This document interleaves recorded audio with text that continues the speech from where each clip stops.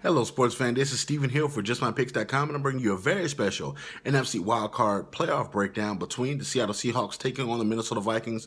Before I get right into that, I want to make sure you're subscribed to my YouTube channel. Go ahead and right now subscribe, and let's get right into it without any further ado. Coming into this football game, I think the Minnesota Vikings messed up. They should have lost that football game against the Green Bay Packers, losing the division and being able to go to Washington for their first playoff game. But instead, they are going to be holding a home playoff game, and it's going to be 7 below. And you're looking at all the factors and how cold that place can get in Minnesota.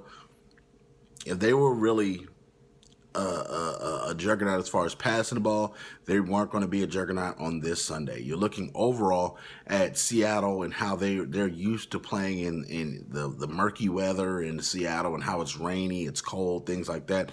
I don't know if they've been prepared for this either. I know that defense for the Seattle Seahawks is going to have to show up. I know last week they showed up against the Arizona Cardinals, but all things considered, I think Bruce Arians and the Cardinals pulled back the horses because they saw Cam Newton and Carolina Panthers were going off in that football game.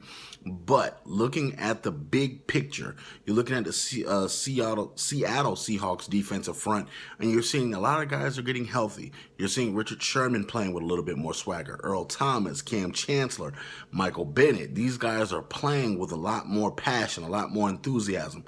It could have been, mixed with the injuries. A couple of these guys are playing a little lackluster. They haven't been fully playing up there to their fully potential. And yeah, that could be a bad thing because they're trying to flip the switch on and off. But coming into this football game, that offense is going to have to sizzle a little more. You're going to get Marshawn Lynch back, and he's possibly going to be as healthy as he's been in a while. You're looking at him dealing with those injuries that he was dealing with.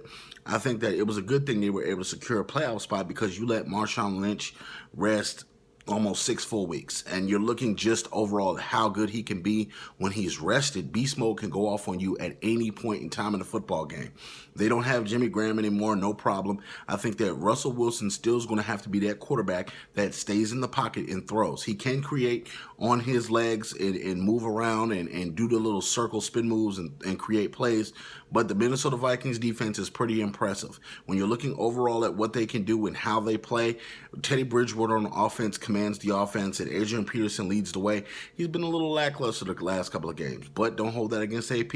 I think for this football game, he's going to be refreshed. He's going to be ready to go, a bounce in his step, and be happy to be in the playoffs and hosting a playoff game.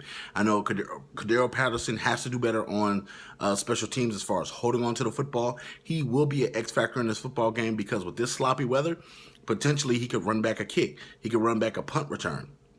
And with the conditions being a little frigid as far as the temperature going, -7, you're looking at these guys in players really don't get loose as possible when it's cold weather. When it's warm, you could get loose and stretch and things like that. But with the cold weather, it could make for some slippage as far as people trying to grab on people to tackle them, try to hold them up, try to block consistently. And I think that this ugly game and this ugly type of atmosphere makes the best for the Minnesota Vikings. And I think overall, Seattle's going to have to be on time on their blocks. Their offensive line is going to have to protect Russell Wilson, which they've been having a little bit of problems doing lately. So it's rearing its ugly head. Overall, you have to look at Pete Carroll and how he's going to be able to go up against Zimmerman and Mike Zimmerman, and just see some of the matchups that he can exploit on offense, defense, and special teams. The pedigree goes to the big dog in this one, and that's the Seattle Seahawks. I'm picking them to win this one only because of the experience. I know that Minnesota Vikings are a positive bunch as far as how they're including to bring along the younger guys and how they're able to get Adrian Peterson to groom some of the running backs and playing better, but the Minnesota Vikings are a young football team. Adrian Peterson is not going to be able to run all over the Seattle Seahawks like you think he is.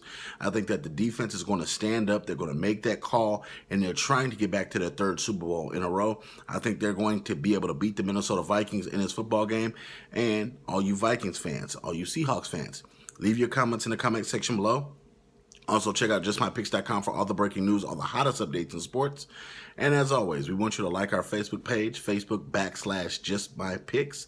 And check us out next week where we bring you the divisional matchups into the playoffs. Thank you so very much, and we'll see you next week.